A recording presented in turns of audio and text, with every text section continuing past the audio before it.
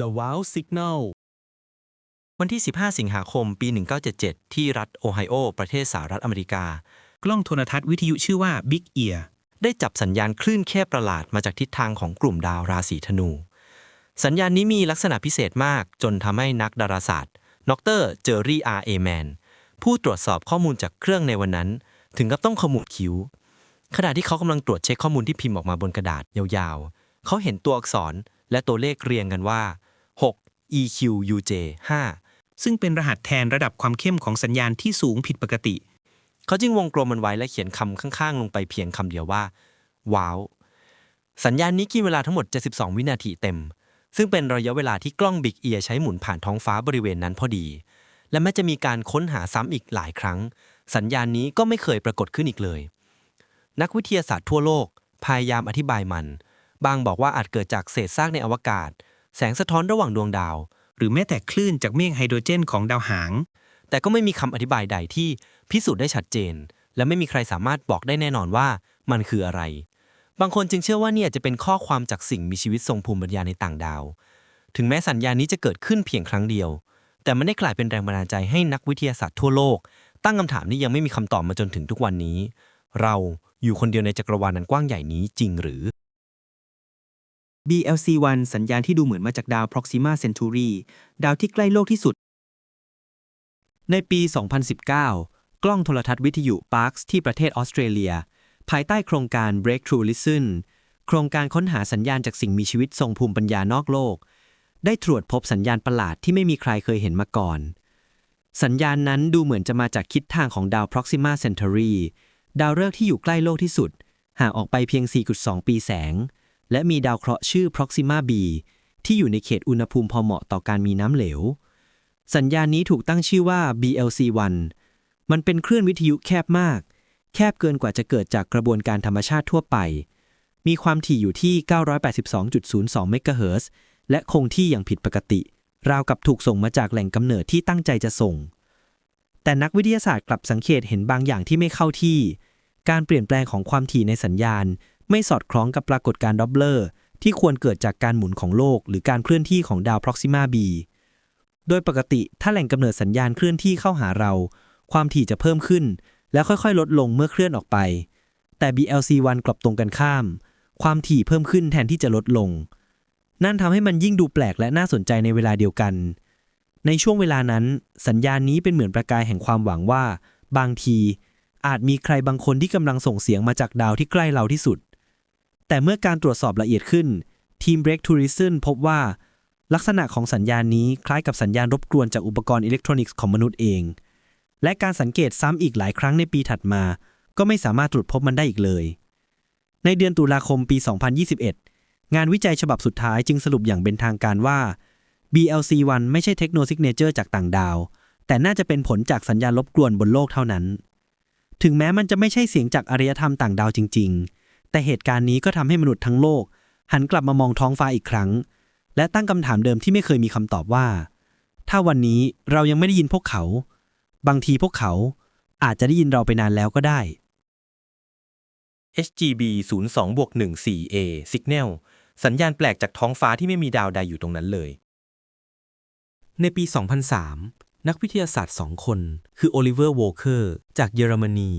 และเนธ คอลลินส์จากสหรัฐอเมริกาได้ร่วมกันใช้กล้องโทรทัศน์วิทยุขนาดยักษ์ Arecibo ที่เปอร์โตริโกตรวจพบสัญญาณแปลกประหลาดจากอวกาศ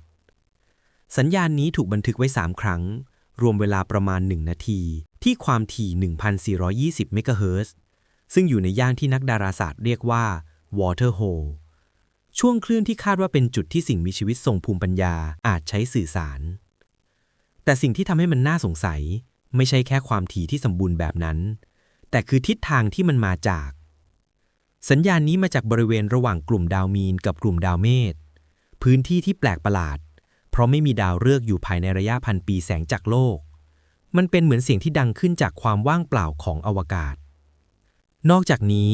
ความถี่ของสัญญาณยังมีการเลื่อนไหลอย่างรวดเร็วเปลี่ยนไปถึง 8-37 เฮิรตซ์ต่อวินาทีถ้าความเปลี่ยนแปลงนี้เกิดจากดอปเปอร์ชิฟต์มันจะหมายความว่าแหล่งกำเนิดกำลังหมุนเร็วกว่าโลกถึง40เท่าซึ่งแทบจะเป็นไปไม่ได้เลยสำหรับดาวเคราะห์ทั่วไป และถึงแม้จะตรวจพบมัน3 ครั้งทุกครั้งสัญญาณกลับปรากฏขึ้นที่ความถี่เดิม 1,420 เมกะเฮิรตซ์เหมือนมีบางสิ่งพยายามส่งเสียงซ้ำในรหัสเดิมแต่เมื่อทีมงานของ SETI at Home ตรวจสอบอย่างละเอียดพวกเขาพบว่าไม่มีหลักฐานใดที่ยืนยันว่ามันเป็นสัญญาณจากสิ่งมีชีวิตต่างดาวบางคนเสนอว่ามันอาจเป็นเพียงสัญญาณรบกวนจากเทคโนโลยีของมนุษย์เองหรืออาจเป็นแค่เสียงสุ่มของจักรวาลหรือแม้แต่ความผิดพลาดในระบบรับสัญญาณของกล้อง Arecibo ที่น่าสนใจคือบริเวณที่สัญญาณมาจากนั้นแทบไม่มีดาวฤกษ์ใดอยู่เลยดาวที่ใกล้ที่สุดคือระบบดาวแฝดเล็กๆ G73-1A และ B ทำให้สัญญาณนี้กลายเป็นปริศนาที่ยิ่งกว่าสัญญาณใดๆเพราะมันไม่ได้มาจากดาวใดเลยแม้ทุกวันนี้จะไม่มีใครตรวจพบมันอีกแต่มันยังคงเป็นหนึ่งในเสียงที่ไม่สมควรจะมีอยู่ที่เคยถูกบันทึกจากอวกาศถ้ามันไม่ใช่เสียงจากดาวแล้วมันมาจากอะไรหรือบางทีสิ่งที่เราคิดว่าไม่มีดาวอยู่อาจไม่ได้ว่างเปล่าจริงๆก็เป็นได้ HD 164595 Signal สัญญาณวิทยุจากดาวฤกษ์ที่มีดาวเคราะห์เหมือนโลกโผล่มาเพียงครั้งเดียววันที่ 15 พฤษภาคม ปี 2015 กล้องโทรทัศน์วิทยุขนาดยักษ์ Ratan 600 ในรัสเซียตรวจพบสัญญาณแปลกประหลาดที่เดินทางมาจากทิศทางของดาวฤกษ์ HD 164595 ดาวดวงนี้ตั้งอยู่ในกลุ่มดาวเฮอร์คิวลิสห่างจากโลกประมาณ 94 ปีแสงและที่สำคัญมันมีดาวเคราะห์คล้ายโลกโคจรอยู่รอบๆสัญญาณที่ถูกตรวจจับมีความถี่อยู่ที่ 11 กิกะเฮิรตซ์มันเกิดขึ้นเพียงครั้งเดียวนานประมาณ 2 วินาทีและไม่เคยถูกตรวจพบซ้ำอีกเลยนักวิทยาศาสตร์ในทีมนำโดยนิโคลายบรูซอฟและคลาวดิอูมาโคเน่รายงานว่ามันอาจเป็นสัญญาณจากสิ่งมีชีวิตทรงภูมิปัญญาหรืออาจเกิดจากแรงโน้มถ่วงเลนส์ของวัตถุที่อยู่ไกลกว่านั้นที่บังเอิญขยายสัญญาณวิทยุจากแหล่งอื่นให้เห็นชัดขึ้นข่าวนี้ถูกเผยแพร่ในปี 2016 และกลายเป็นกระแสไปทั่วโลกมีสื่อหลายแห่งตั้งคำถามว่าหรือว่านี่จะเป็นสัญญาณจากอารยธรรมระดับ Type 2 ในกาแล็กซีของเราแต่หลังจากการตรวจสอบเพิ่มเติมนักดาราศาสตร์เซตชอสแตกจากสถาบันเซติออกมาเตือนว่าสัญญาณนี้ต้องได้รับการยืนยันจากกล้องโทรทัศน์อื่นก่อนและในเวลาไม่นานทีมจาก Breakthrough Listen และ Allen Telescope Array รวมถึงหอดูดาวอีกหลายแห่งทั่วโลกต่างพยายามตรวจสอบซ้ำในตำแหน่งเดียวกันแต่กลับไม่พบอะไรเลยต่อมาสถาบันดาราศาสตร์แห่งรัสเซียได้ออกแถลงการอย่างเป็นทางการว่าสัญญาณนี้มีความเป็นไปได้สูงว่ามาจากการรบกวนของคลื่นวิทยุจากบนโลกเองโดยเฉพาะคลื่นในย่านที่ใช้สำหรับการสื่อสารทางทหารมันอาจเป็นเพียงสัญญาณดาวเทียมลับหรือการรบกวนชั่วคราวที่บังเอิญตรงกับทิศทางของดาว HD 164595 พอดีแม้จะถูกจัดให้อยู่ในระดับ Rio Scale 1หมายถึงไม่มีนัยสำคัญทางดาราศาสตร์แต่สัญญาณนี้ก็ยังกลายเป็นเครื่องเตือนใจว่าทุกครั้งที่เรามองหาความฉลาดในจักรวาลเรามักจะพบร่องรอยของตัวเองก่อนเสมอเพราะบางทีความหวังที่จะได้ยินเสียงจากดาวอื่นก็สะท้อนกลับมาเป็นเสียงของเราเองที่ยังคงพยายามถามคำถามเดิมอยู่อย่างไม่รู้จบนั่นเองเราอยู่คนเดียวจริงๆหรือแค่ยังไม่ได้ฟังให้ลึกพอเท่านั้นกันแน่